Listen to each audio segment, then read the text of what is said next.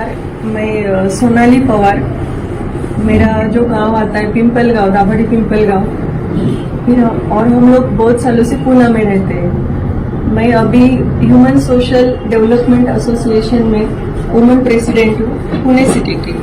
और ये जो मालेगांव के केसेस है, मतलब ये मेरा इंट्रोडक्शन हो गया। और अभी ये जो मालेगांव के केसेस है तो सब्जेक्ट आता है लैंड माफिया, जो मालेगांव के भू माफिया, इन्होंने जो जिस तरह से काम करते हैं, इतने सारे लोगों को वो जिस तरह से फंसाते हैं, तो इनका पूरा जो सर्वे आता है, उसके लिए जब मेरी मम्मी का पहला केस हुआ था 2 साल पहले, तो 2 साल पहले जो केस हुआ था वासु प्रकाश शिर्के, ये पूरी जो कुछ संगठित गुनहगारी बोली जाती है, तो ये पूरा इसका जो माफिया है तो ये वासु प्रकाश शिर्के है। खरीदने वाले जो लोग रहते हैं वो भी इनके लोग रहते हैं, और ये पूरा संगठन चलता है कि किस तरह से इनको ये किया जाए। और इसमें फंसते हैं मिडिल क्लास लोग और गरीब किसान। तो ये जो घटनाएं घड़ी जा रही है, इसमें करोड़ों का, 10 करोड़ के आगे का जो पूरा आर्थिक गुना शाखा जिन्होंने उसमें ध्यान देना चाहिए, तो अभी तक उसमें कुछ कार्यवाही नहीं हुई है। और अभी इसमें 8 लोग पीड़ित हैं, और इन लोगों के सबके एफआईआर हो चुकी है, जिनकी शुरुआत मेरी मम्मी के पहली केस अर्चना आयरे ब्राह्मणगांव उनसे हुई थी। फिर उसके बाद में इन बाकी लोगों के एफआईआर हुए, जिसके लिए कोर्ट से ऑर्डर लेने पड़े, काफी हमको स्ट्रगल करना पड़ा इसमें, और उसके बाद ये केसेस दर्ज हुए। पहली केस आती है मेरी मम्मी की, अर्चना आयरे इनकी आती है।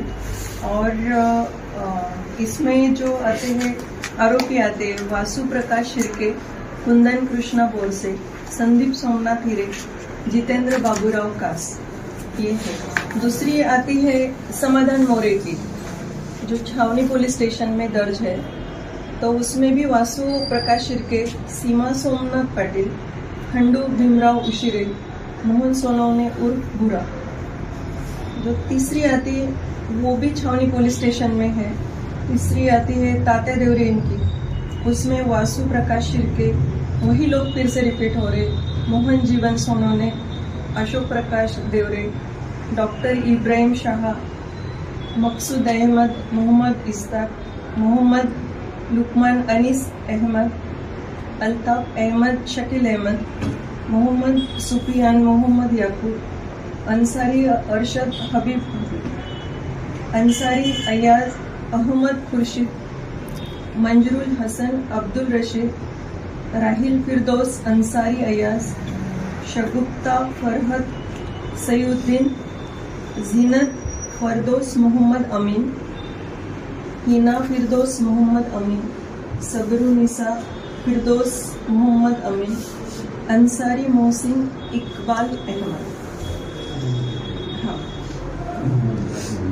तो अभी जो फिरियादी है मोहम्मद इब्राहिम मोहम्मद बसीर, इनका जिनका नाम आप मुन्ना साइकिल नाम से इनको जानते हैं, तो इनका मालेगांव सिटी पुलिस स्टेशन में दर्ज है।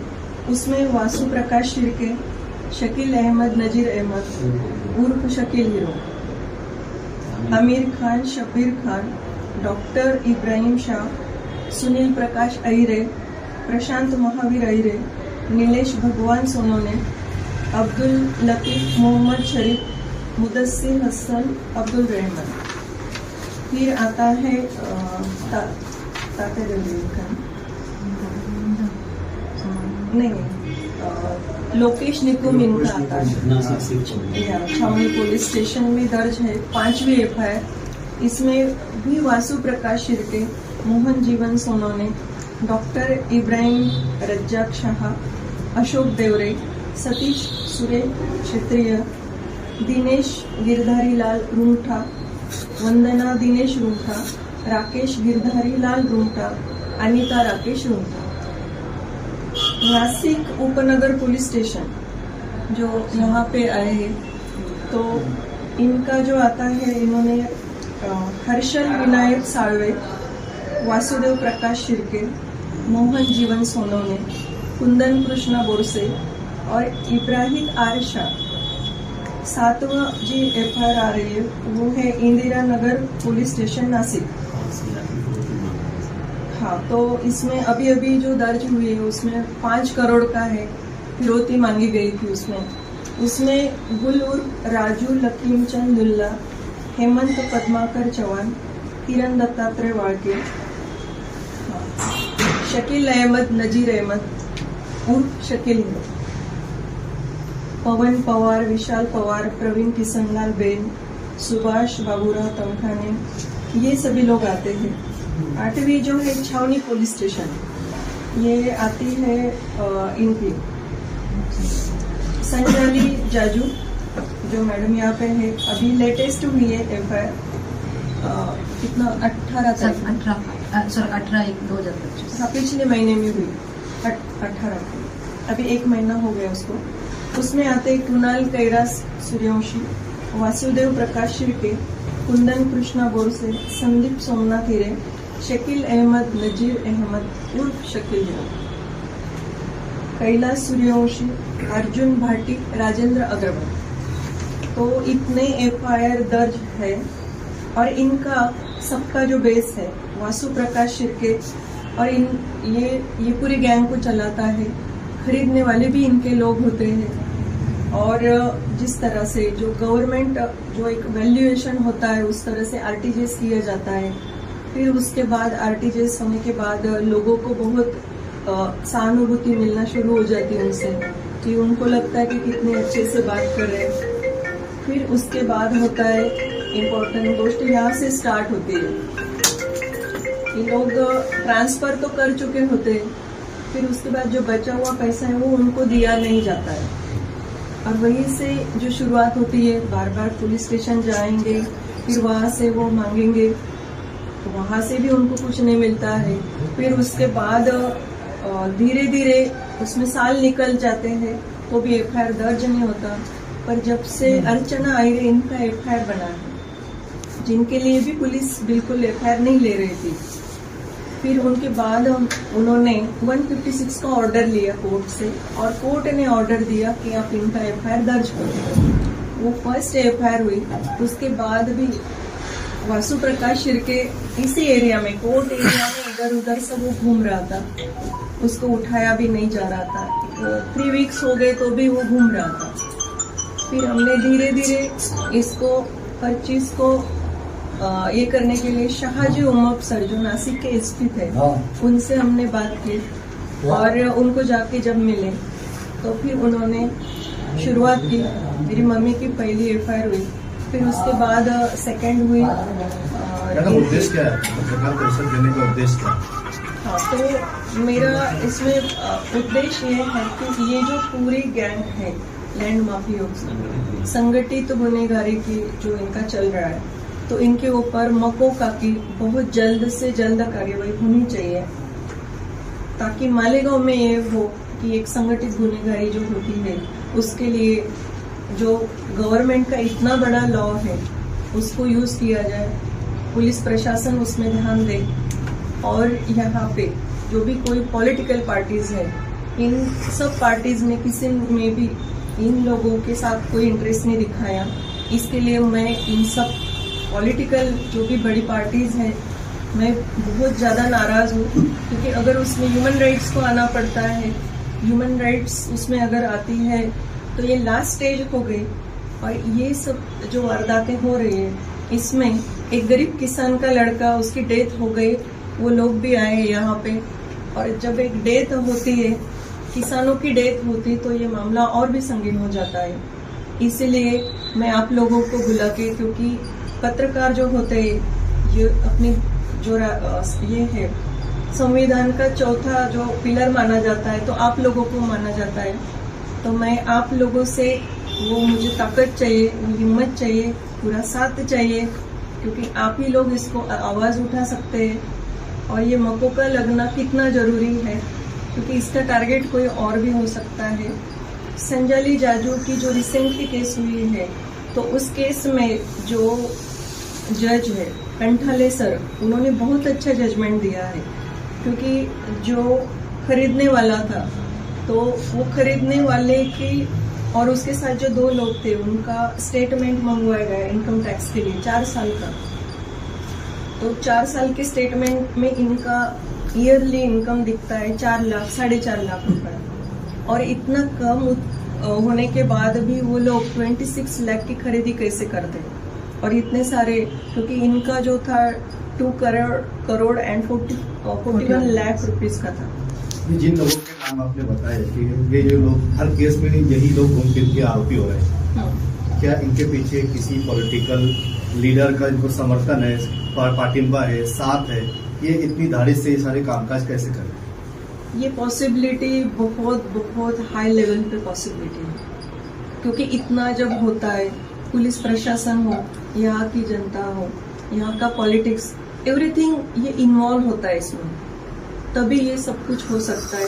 क्योंकि ये छोटी बात नहीं है, ये बहुत बड़ी बात है। और जब ये यहाँ तक मामला आ गया है, अभी 8 लोग जो 10 करोड़ के आगे का पूरा ये है, उसमें आर्थिक गुन्हे शाखा, उनको भी अगर जज ऑर्डर दे रहे हैं कि आप इनकी इंक्वायरी करो, इनकम टैक्स को भी कोर्ट का ऑर्डर जा रहा है, तो ये ऑर्डर पुलिस डिपार्टमेंट से होना चाहिए था।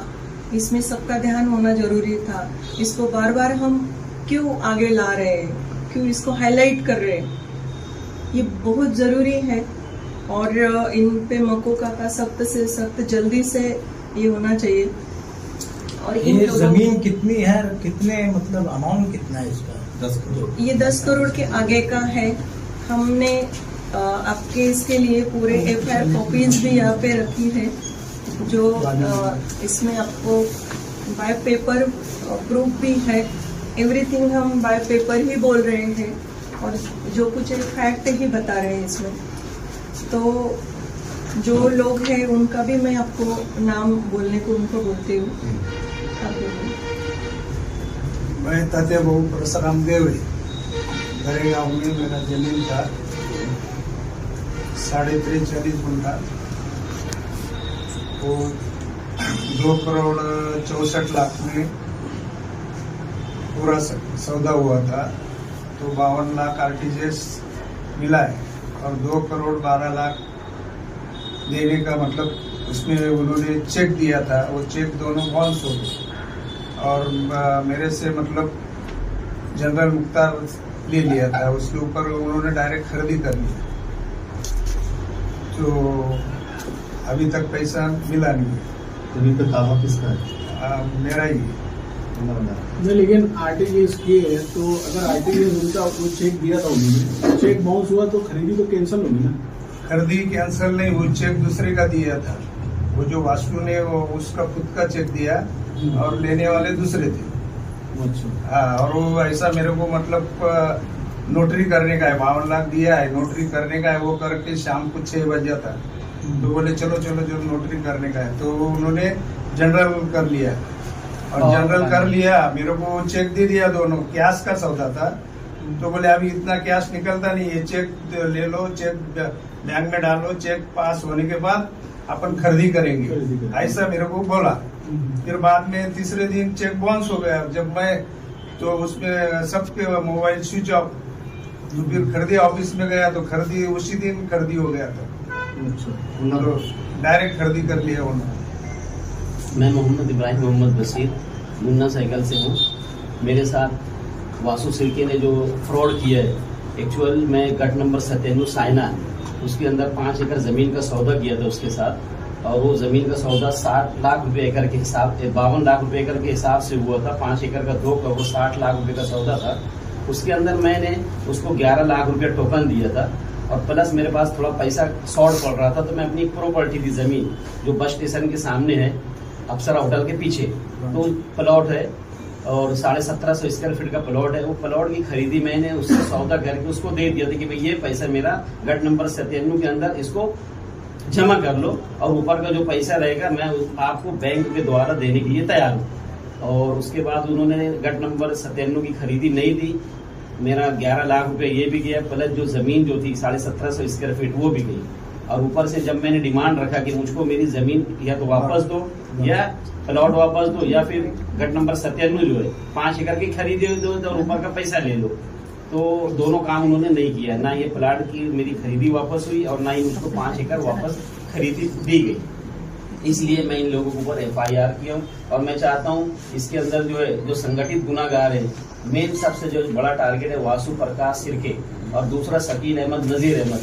शकील अहमद नजीर अहमद आज से 10 साल 15 साल पहले जो इसकी कैपेसिटी थी, ये एक जगह दूसरी जगह 20 साल के अंदर जो काम करता था, आज इसके पास करोड़ों की प्रॉपर्टी है। ये प्रॉपर्टी आई कहाँ से?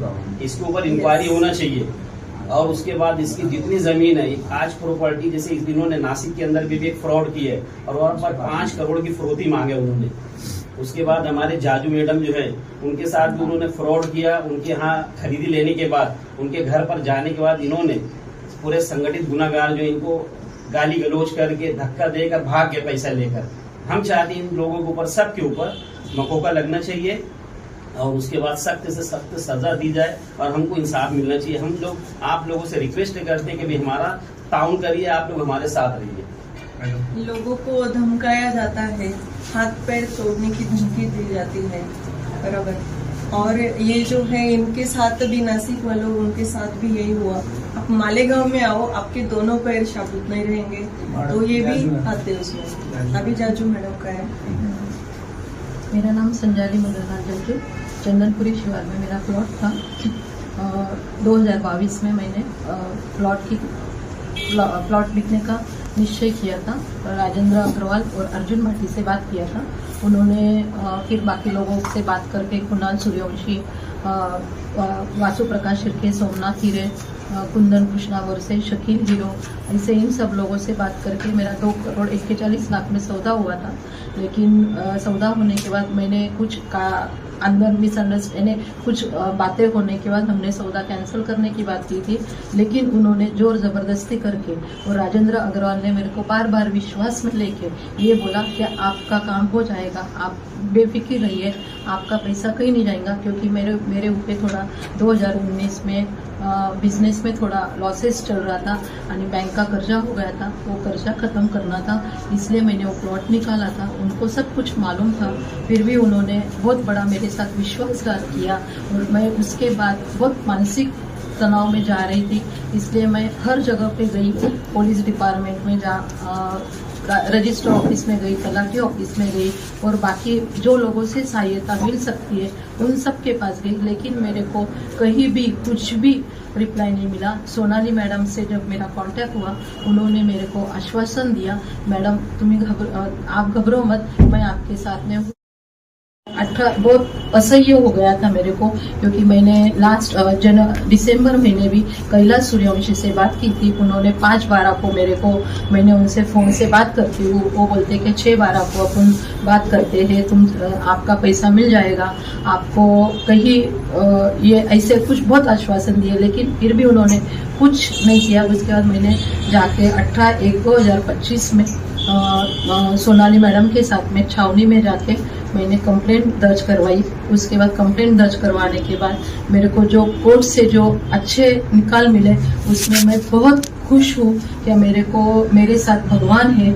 और मैं 2.5 साल से एक ही चीज के लिए तड़प रही थी या मेरे को कहीं से कोई भी सपोर्ट नहीं मिल रहा था। हम सामान्य लोग थे, हमने पई बोला करके वो प्लॉट खरीदा था और मेरी अवस्था बहुत बुरी थी, लेकिन भगवान का साथ था और सोनाली मैडम जैसी भगवती मेरे साथ में खड़ी हो गई, इसलिए मैं कुछ कर पाई। ये चीज का मेरे को बहुत कुछ अच्छा लग रहा था। और उसके बाद मैं जब कोर्ट में 27 तारीख हुई, 30 तारीख हुई, 1 तारीख, 4 तारीख, 5 तारीख को जिस दिन सुनावनी की गई, उस दिन जज साहब ने जो निर्णय दिया, मैं उससे वो चीज से इतनी हैप्पी हो गई या कम से कम मेरे साथ जो अन्याय हुआ है वो और किसी के साथ ना हो और कोई गौर गरीब को ऐसा लूटा नहीं जावे। जो हम कसट से कमा के हमने कुछ संभाल के रखा था कि अपने बुरे वक्त में वो चीज अपने को काम आएगी, लेकिन वो चीज का जो गैर उपयोग हो रहा है यानी हर जगह पे पैसा लगता है। मेरी ताकत नहीं थी कि मैं हर जगह पे पैसा देके कोई चीज लिखवाऊं या कोई चीज का काम करवाऊं। इसीलिए मैं को जज साहब का बहुत बहुत धन्यवाद मानती हूँ कि उन्होंने बहुत अच्छी ऑर्डर निकाली। उसमें सबसे बड़ा जो पॉइंट जज साहब ने नोट किया वो है या 27 लाख की खरीदी होती है और बैंक ऑफ महाराष्ट्र उस पे 70 लाख का लोन देती है। ये बहुत बड़ा पॉइंट जज साहब ने नोट करवाया है। इस पे कृपया आप ध्यान दीजिए और हम जैसे लोगों को न्याय मिलना चाहिए। इसके लिए बहुत बहुत आप लोगों का धन्यवाद। मेरे से कुछ गलत बोला गया होगा तो मैं माफी चाहती हूँ। निर्मोह सोनवणे, कुंदन बोरसे यांनी नाशिक रोडला प्रॉपर्टी दाखवली. दत्त मंदिरला रामनगरमध्ये फ्लॅट आहे. मला तो फ्लॅट विकत घ्यायचा होता. त्यांनी हर्षल विनायक सावळे हा फ्लॅटचा मालक होता. त्यांनी प्रॉपर्टी दाखवून मी फ्लॅट पसंत केला. त्यांच्याशी मी व्यवहार केला. 17,11,000 व्यवहार केला. त्यांना मी 4,70,000 रुपये रक्कम दिली होती. त्यांनी मला सांगितलं हा फ्लॅट विक्रीला आहे. मी तो विक्री घेण्याचा प्रयत्न केला. त्यांनी मला खोटं सांगितलं की त्यांनी माझ्या आधी हर्षल विनायक सावळे यांनी दुसऱ्याला प्लॉट विकला होता तो फ्लॅट. तर मला माहिती मिळाल्यानंतर मी त्या फ्लॅटचा व्यवहार रद्द केला. तर त्यांना त्यांच्या नावाची उपनगर पोलीस चौकीला हे पण दर्ज केली. त्यांना सगळी माहिती सांगितली. पण हर्षल विनायक साहेब वासू शेळके यांना मी कॉन्टॅक्ट केला. ते मला फोनवर उलटा द्यायला लागले, मारायची धमकी द्यायला लागले. हर्षल विनायक साहेबच्या मी घरी आलो होतो मालेगावमध्ये. तिथं घरी आल्यानंतर मला त्याच्या घरातून बाहेर गेल्यानंतर मला फोन आला का तू नाशिक कसा जातो बघतो. वासू शिर्के हर्षल विनायक सावळे यांनी मला धमकी देऊन घाबरायचा प्रयत्न केला होता.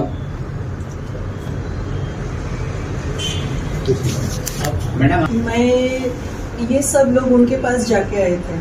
मैं तो पुणे में रहती हूँ. ये सब जाके आने के बाद उनके जो आंसर्स थे तो मुझे मन नहीं किया कि मैं उनको जाके मिलूं. राइट, क्योंकि मैं भी जाऊंगी तो मुझे यही आंसर मिलेगा. बुक्स तो उनसे ही रखी जाती है ना जो उम्मीद पे खरा उतरे. ये सब इन्हीं लोगों को इसमें ज्यादा ये करेंगे, देखेंगे. आप जाओ पुलिस स्टेशन तो हो जाएगा और हुआ कुछ नहीं. तो ये पूरा कनेक्शन होता है. ये पूरा डिपार्टमेंट का कनेक्शन होता है, पॉलिटिकल कनेक्शन होता है. ये तो इसमें साफ दिख रहा है. मतलब कहीं ना कहीं राजकीय लोगों का भी उनको सपोर्ट है. यस, ये डेफिनेटली. और सभी जो पॉलिटिकल पार्टीज है मालेगांव की, वो आपके इलाके की हो, इधर के इलाके की हो, ये सब उनको मिलेगा. क्योंकि फायदा होता है, जहाँ उनका बेनिफिट होता है उसकी तरफ से होते हैं. क्योंकि इसमें ऐसे नहीं, वासु शिर्के गैंग जब ये काम करती है तो जब जिसमें अगर मारवाड़ी रहे तो मारवाड़ी ब्रोकर उसमें काम करता है. अगर मुस्लिम्स रहा तो फिर शकील अहमद, नजीर अहमद वाले वो लोग आ जाते हैं. अगर इनके समाज के बौद्ध समाज के रहे तो मोहन जीवन सोनवणे आ जाते हैं. तो इस तरह से ये व्यवहार होते हैं. और इतने दिनों से चल रहा है, इतना सारा न्यूज़पेपर में आ रहा है, इतनी सारी FIR दर्ज हो रही है.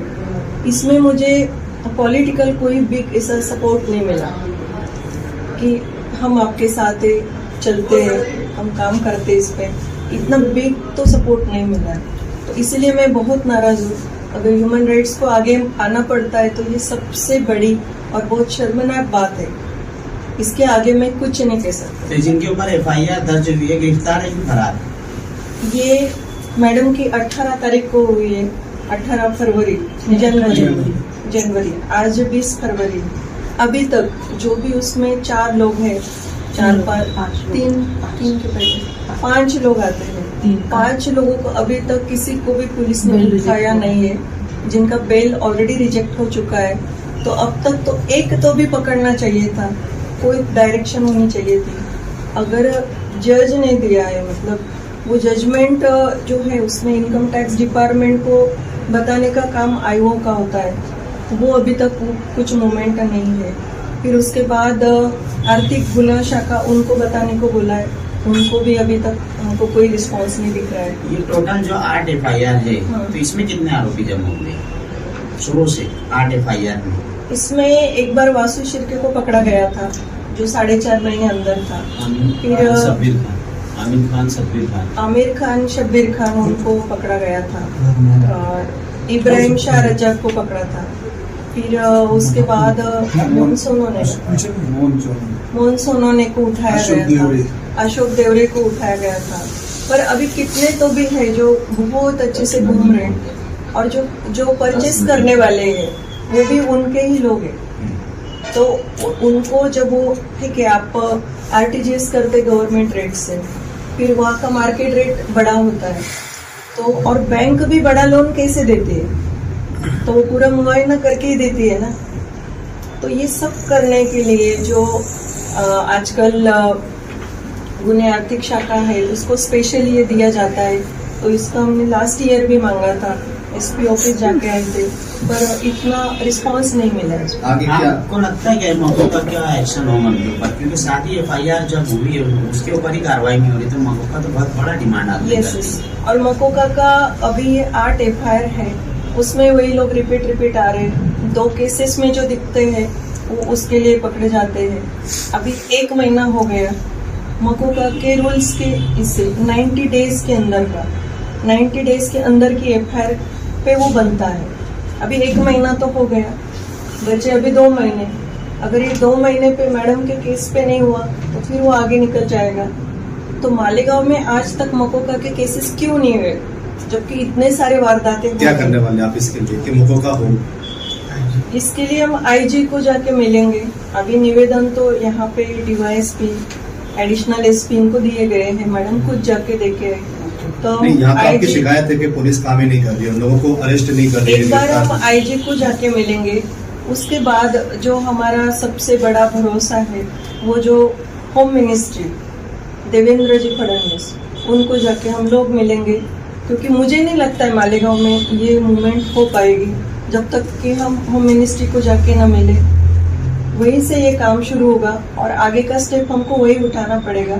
और उसके लिए हम आप लोगों को भी रिक्वेस्ट कर रहे हैं कि जितना हो सके उतना इस आवाज को उठाओ, हमें हेल्प करो, क्योंकि जो होना चाहिए था प्रशासन और पॉलिटिशियंस वो दोनों में से तो फेल दिख रहा है। तो इसके लिए सिर्फ आप लोगों पे भी ये जिम्मेदारी आ रही है, तो आप लोग भी उसको अच्छी तरह से जितना हो सके उतनी कोशिश करो।